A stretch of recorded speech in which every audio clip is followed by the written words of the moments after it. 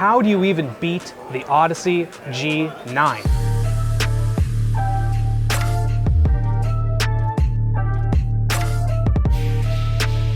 Whether it's the Neo or the older model, it's so tough. They're amazing. Well, guess what? At CES 2023, they've got not one new model, but two new models for the Odyssey series, for the G9 specifically. And right here, we've got the OLED. This is using the new Samsung OLED panel. The biggest improvement over the mini LED is that you're gonna have crazy lightning fast pixel response times. It might not get quite as bright, but I'm telling you guys, this thing is absolutely stunning.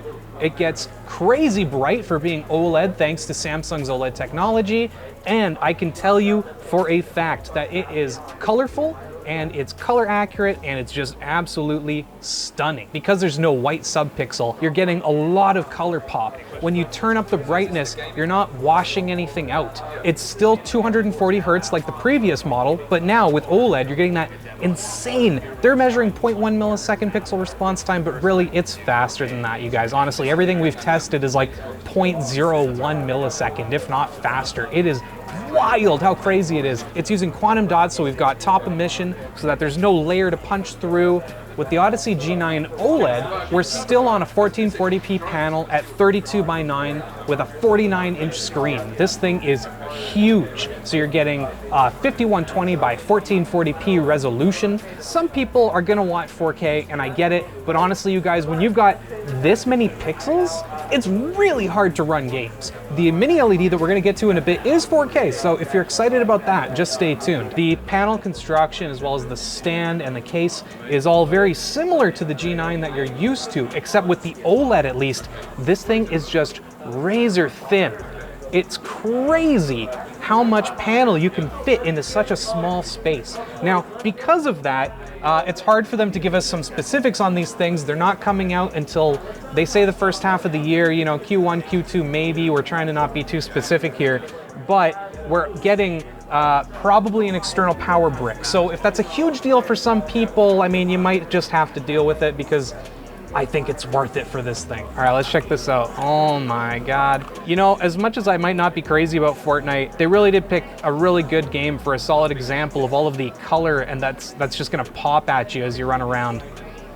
It's just absolutely stunning. I wish I had more information for you guys. Unfortunately, it's CES and we don't have too much. I don't know what the color gamut's gonna be like. I don't know what the top brightness is gonna be like.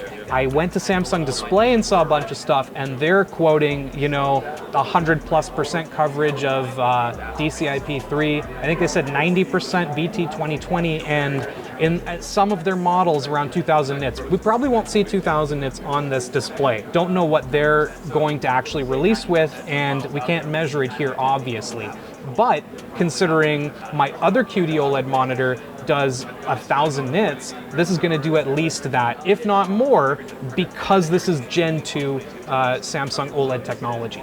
As for the stand, it's very solid and very stable. Like, unfortunately, we can't move these guys around too much, but they didn't tell me I couldn't jiggle the table. And honestly, you know, it's gonna jiggle when you're not mounting it on something. These are VESA mountable. It should be something very similar to the previous G9 that uses an adapter ring to make sure it can fit onto a VESA mount. The only real disadvantage with this guy over the other one is that for graphic designers or just PPI snobs, you are only getting about 109 PPI on this guy versus something more like 139, 140 on the mini LED that we're going to talk about in a little bit. But once again, we can't look at the back early, we can't take it apart, so I can't give you a solid answer right now. But you can guarantee that we're going to cover this thing later on. I'm going to check out the mini LED in a second, but before I do, thanks to our sponsor dbrand for sponsoring this video. Okay, so our sponsor dropped out for CES 2023, but dbrand footed the bill. They're making me come out here on the streets and offer people tech tips for free. And I hate it. Do you want a tech tip? I'm okay. You don't want a tech tip? No. I can give you a tech tip. Well, unfortunately, no. You don't want any tech tips? No, sorry, it's okay. I just want to offer a tech tip. No tech tips? Do you want a tech tip? I'm good, thank you. You don't want to? Okay, all right, okay. Can I offer you a tech tip? I'm sorry, I'm not the right person. You're not the right person? No. if you put a minus sign in front of a word, it'll take it out of the search results. Whoever edits this is gonna have a great time watching this footage of me being anxious before I do this. To learn more about who made me do this, go to shortlinus.com.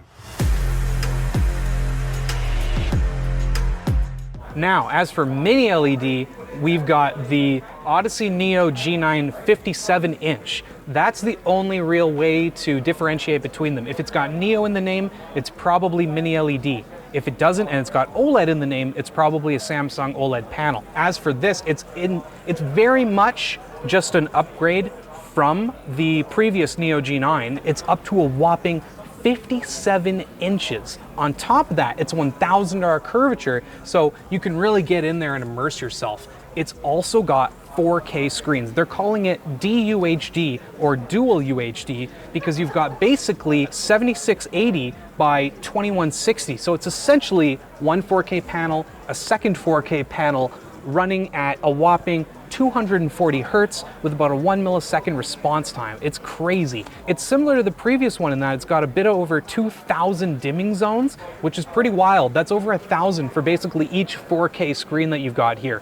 Obviously, yeah, it's not the same as every pixel is a dimming zone like the OLED that we just looked at, but honestly, for mini LED, that's really good. Unfortunately, like I said, we can't really handle these too much, so I can't look at the back I/O, but one of the really cool things is, if you just bought an AMD card, these have the new DisplayPort 2.1 ports that I haven't seen anywhere. I think it's a world first. Don't quote me on that, but I haven't seen it anywhere else yet. On top of that, the I/O isn't terrible. We've got a couple of HDMI ports. Now, they can't say whether that's 2.0 or 2.1 exactly because of the renaming and all that, but what they can tell us is that it's got 2.1 features like variable refresh rate. As for the construction, it's very similar to the previous year's model, except I think the stand is a little longer now to account for the significantly larger screen. Otherwise, it's very much a similar display. Like, it's really hard to improve on that thing. It's such a beast of a monitor and they're just making it better. For mini LED, what they're doing, in case you're unaware, is they're taking that diode and then they're making it significantly smaller, hence the mini LED, like it's basically self-explanatory. However, what that lets you do is it lets you pack more brightness and punch into every part of the panel because there's basically way more of these tiny little lights all the way in here, lighting everything up. What that's also gonna let you do is give you full array local dimming. So you're gonna have these dimming zones where it's like, oh, we can let this single tiny part of the screen get crazy bright without just overblowing the rest of the image. If a lot of you have, I don't want to say cheaper monitors, but less expensive ones, and they say something like, oh, it's got HDR 600, but it's just an LED like IPS panel or whatever, unfortunately, it's not like, don't look at those things with HDR on and think, oh, HDR sucks, it's not worth it. That's not the case, you guys. It's just, unfortunately, it's got a price gate to it. And as soon as you start spending more money, it gets you stuff like mini LED and OLED, which gives you way more dimming zones, which lets you like really brighten certain parts of the screen and keep other parts of them way dimmer and give you like an actually good high dynamic range experience. Okay, you guys, I've never used any kind of racing sim in my life, but I do know how to drive standard, so I'm hoping this goes kind of okay. Oh my God. Oh, this is sick. It's like actually driving with you. No, it's not. I'm actually a pretty good driver. I like to think I am. It's absolutely crazy how good ultra wide is, let alone like super ultra wide. It's something that's like basically two 4K panels. How many of you have that at home where you've got two side-by-side screens and you want to do a big extended image, but then you've got that bar in the center? I'll stop driving so that I don't get distracted. No distracted driving here. One of the best parts about it though, especially with this 1000R curvature, is that you don't even need to turn your head. Like, I can just move my eyes and I can see the entire screen because it's surrounding my entire field of vision, trying to match the curvature of the human eye. It's fantastic. I don't think curved screens make sense on a 16:9 panel. I think you can see everything just fine, even on bigger ones. However, as soon as you start going ultra wide or super ultra wide, it's almost key. I don't like ultra wide panels that don't have any curve at all. And it's actually my one problem with the Samsung Odyssey OLED is that it's still only about 1800R for quite a large screen, a 49-inch panel. Aside from the Neo Quantum processor in both of them, that's really good for upscaling, you've also got a bunch of Philips Hue light control, which is pretty cool. So you actually don't even have to buy the box. It'll do it all in one app. On top of that, it's got this super cool world's first partial mirroring technology where you can take basically like a part of the mini map and then cast it to a different screen.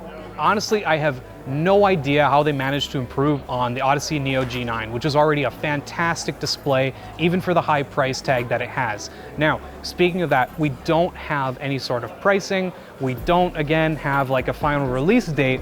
But if you're curious about any of that kind of stuff, check out the Neo G9 and what it originally went for at MSRP. It'll probably be something similar, but then account for the significantly larger screen size on that guy and the improvement to 4K. It's probably going to be a bit more than that. As for the OLED, no idea. It's going to be not inexpensive. It's a premium display, both of them, and you're going to be paying a premium price tag for that. But it's really hard to explain without having you here in this room with me just how good these displays look. I know that you're watching this on some whatever monitor at home. Maybe it's really high end, I don't know. But even then you're getting whatever compression YouTube is doing. Like, it's just not gonna be a true one-to-one comparison like you're gonna see with your own eyes when you're in person at the event or just when it's in your home. These things look amazing, you guys. And it's hard to explain why you might, like, not necessarily need one of these monitors, but why you might want one. When you grow up with a bunch of different panel technologies and you've seen the different pros and cons of each one, this is like the end game at this point. Maybe not quite. There's, we've got micro LED on the horizon. We'll see that in a few years. Maybe that can finally top OLED or the really high-end mini LED stuff. But honestly, who knows? It's a speculator's game at this point. And for now, I am super happy to both own some of the QD OLED stuff at home and just work with it all the time because they're just absolutely stunning displays. If you've enjoyed any of this content, make sure to check out all of our other CES 2023 coverage. This ShortCircuit has been a blast. I can't wait to check out more of these, and I'm gonna go game on that G9 over there. See you later.